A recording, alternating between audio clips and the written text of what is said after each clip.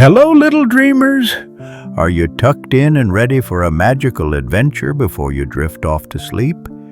Tonight, we'll embark on a journey to a distant kingdom where enchantment and courage weave a beautiful tale of love and sacrifice. Join me as we discover the story of the Wild Swans, a tale of bravery, transformation, and the power of family bonds. Snuggle in, close your eyes if you like, and let your imagination take flight. Our story begins in a faraway land long ago. Once upon a time, in a grand and ancient kingdom, there lived a kind and wise king who had 11 sons and one daughter named Eliza. The children were beautiful and good, and their father adored them deeply. Their lives were filled with laughter and learning in the sprawling castle, surrounded by lush green forests and sparkling rivers. But as fate would have it, their mother, the queen, passed away, leaving the kingdom in mourning. Time went by, and the king knew his children needed a mother. So he remarried a beautiful but cold-hearted woman who was skilled in dark magic. This new queen envied the king's children. She couldn't bear to see their happiness and plotted to rid herself of them. With a wicked smile, she thought to herself, "These children must be taken care of. The kingdom shall be mine alone." The wicked queen wasted no time in setting her dark plan into motion. She began by turning the 11 princes into wild swans. One morning, as the sun rose over the mountains, the queen summoned the princes to the palace garden. "Come, my stepsons," she said, her voice dripping with false sweetness. "I have a gift for you in the forest." The princes, unaware of her wickedness, followed eagerly. As they reached the forest's edge, the queen raised her hands and chanted a spell. "Winds of change, hear my plea. Transform these princes, wild and free." Before their eyes, the princes felt a strange sensation. Their arms turned to wings, their bodies grew light, and they were transformed into 11 magnificent swans. With a cry, they soared into the sky, their minds in a whirlwind of confusion. From that day, they were doomed to fly as swans by day, only regaining their human forms under the cover of night by the lakeside, far from the castle. Meanwhile, the queen turned her attention to Eliza, the gentle and sweet princess. "I cannot turn you into a swan, my dear," the queen hissed, "but you shall not stay here." The queen sent Eliza away to live with peasants in a far-off village, hoping she would be forgotten.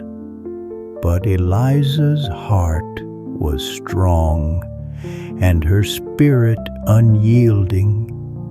She spent her days in the village, growing up with kindness and grace, always dreaming of reuniting with her brothers. Years passed, and when Eliza turned 16, she decided to return to the castle, longing for her father and hoping to see her brothers. The queen, fearing her return, cast another spell, making Eliza appear ugly and unkempt in the eyes of others. "Look at her," the queen mocked when Eliza arrived at the castle. "She claims to be your daughter, but see how wretched and dirty she looks." The king, under the queen's magic, did not recognize Eliza, and she was cast out once more, heartbroken. Yet Eliza's spirit remained unbroken, and she took refuge in the deep forest, where she felt a mysterious connection, as if guided by unseen forces. One night, as she lay beside a shimmering lake, she heard a whisper in the wind. "Your brothers are near. Seek the solace of the forest glen." Eliza wandered through the forest until she reached a tranquil glen where the moonlight danced upon the water's surface. There, under the cover of night, her brothers returned to their human forms. "Eliza!" cried the eldest prince, rushing to embrace her. "We have missed you so much, dear sister." Tears of joy filled Eliza's eyes as she hugged each of her brothers, one by one. "I knew I'd find you," she whispered, her heart full of love. The brothers told her of their curse, and Eliza promised to stay with them, vowing to break the spell that kept them bound as swans. "We can only be human under the moonlight," explained one brother. "At sunrise, we transform once more." That night, Eliza had a vivid dream. A beautiful fairy appeared to her, surrounded by light and warmth. "Eliza," the fairy spoke gently, "to break the curse, you must knit 11 shirts from stinging nettles. It will be a painful task, but you must not speak a word until the task is complete. If you do, your brothers will remain swans forever." Eliza awoke with a start, but she was determined. She knew what she must do. In the morning, she ventured into the forest, gathering nettles with her bare hands. The nettles stung fiercely, leaving her hands red and swollen, but she endured the pain, knowing it was for her brothers. Every night, while the princes were human, she worked tirelessly on the shirts, while by day she watched her brothers soar as swans, urging her on with their graceful flight. As the days passed, Eliza's pile of nettle shirts grew steadily, but one day, as she gathered more nettles near the edge of the forest, she was discovered by a young king who ruled a nearby land. The king was out hunting and was captivated by Eliza's beauty and her serene presence. "Who are you, fair maiden?" the king asked, marveling at her grace despite her tattered clothes. Eliza, bound by her vow of silence, could not reply. She simply bowed her head and continued her work. The king watched her with growing intrigue. "Please come with me to my castle," he urged. "You shall want for nothing." Seeing her hesitation, the king promised her safety and kindness. Eliza, needing shelter to continue her task, agreed to follow him. At the king's castle, Eliza was treated with great care. She was given a room where she diligently continued her work each night, never speaking a word. The king, respectful of her silence, visited her often, bringing gifts and flowers, hoping to win her trust. "Though you do not speak, fair one, your eyes tell a story of great courage," he said kindly. "I am here for you whenever you are ready." Eliza's heart softened toward the king. She felt his goodness and knew he was a kindred spirit. As time passed, the king fell deeply in love with Eliza. He longed to marry her, though she could not yet respond to his affections. Not everyone in the king's court was pleased with Eliza's presence. Some whispered envious rumors, suspicious of the silent maiden who had captured the king's heart. One day, a jealous courtier spread a wicked lie, claiming Eliza was a witch who bewitched the king with dark magic. The courtier pointed to the nettle shirts as evidence of her dark practices. "See how she works with those cursed nettles," they hissed. "She must be plotting some sorcery." The king was troubled by these accusations, but still believed in Eliza's purity. However, the murmurs grew louder, and the king was pressured by his council to investigate further. Despite his love, the king was forced to confront Eliza. "I know you are good," he said gently, "but I must ask you to explain the nettles. The people are afraid." Eliza, unable to speak without dooming her brothers, looked into his eyes with tears of desperation. She could not utter a single word. Seeing her silent distress, the king was torn. Though his heart ached, he could not protect her from the council's demands. Eliza was imprisoned, yet she continued her task with unwavering dedication.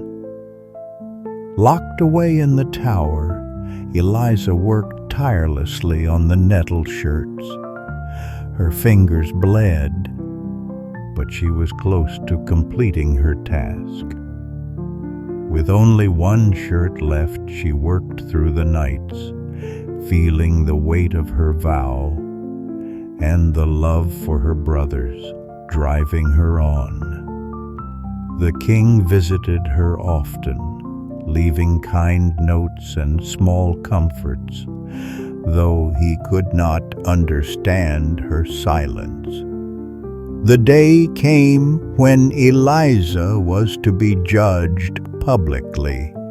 The king, though unwilling, had to present her to the people, who demanded answers. Eliza, clutching the nearly finished shirts, was led to the grand hall. Her heart pounded with fear and hope.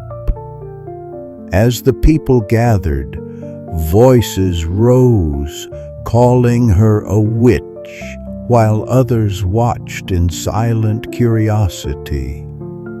The king stepped forward, his eyes filled with sorrow. "Speak now if you can and clear your name," he implored. Eliza remained silent, praying for strength. Just then, a distant sound echoed through the hall, a haunting cry that silenced the crowd. 11 swans flew gracefully into the chamber, their presence both majestic and mysterious. Eliza's heart soared, knowing her brothers had come to support her. With trembling hands, she cast the nettle shirts over the swans. In a flash of magic, they transformed back into princes. Their human forms returned. The crowd gasped in astonishment, and Eliza finally spoke, her voice clear and pure. I was bound by a vow of silence to save my brothers from enchantment, she explained, and now they are free. The room filled with joy as Eliza embraced her brothers, tears of relief streaming down her face. The king, realizing her innocence and bravery, rushed to her side. "Forgive me, dear Eliza," he said tenderly. "I knew there was goodness in your heart." The people cheered, and those who had doubted her wept with shame. Eliza and her brothers were finally free from the curse, and the wicked queen's spell was broken by their love and courage. The king asked Eliza to marry him, and she, now free to speak her heart, gladly accepted. The kingdom celebrated the wedding of Eliza and the king with great rejoicing. The brothers stayed close, their bond unbreakable. Together they ruled with wisdom and kindness, the lessons of their trials making their hearts strong and compassionate. The people loved their king and queen, whose story had become legend, a tale of courage, perseverance, and the power of unwavering love. Moral of the story: true love and sacrifice can overcome the darkest of spells. Integrity and courage in silence can speak volumes. Family bonds, when cherished, can defy any enchantment. Thank you for listening to the tale of the Wild Swans. May the courage and love in this story fill your dreams with light and joy. Close your eyes now, little dreamers. Rest softly and dream of enchanted forests, brave hearts, and the beauty of family. Good night, sweet dreams.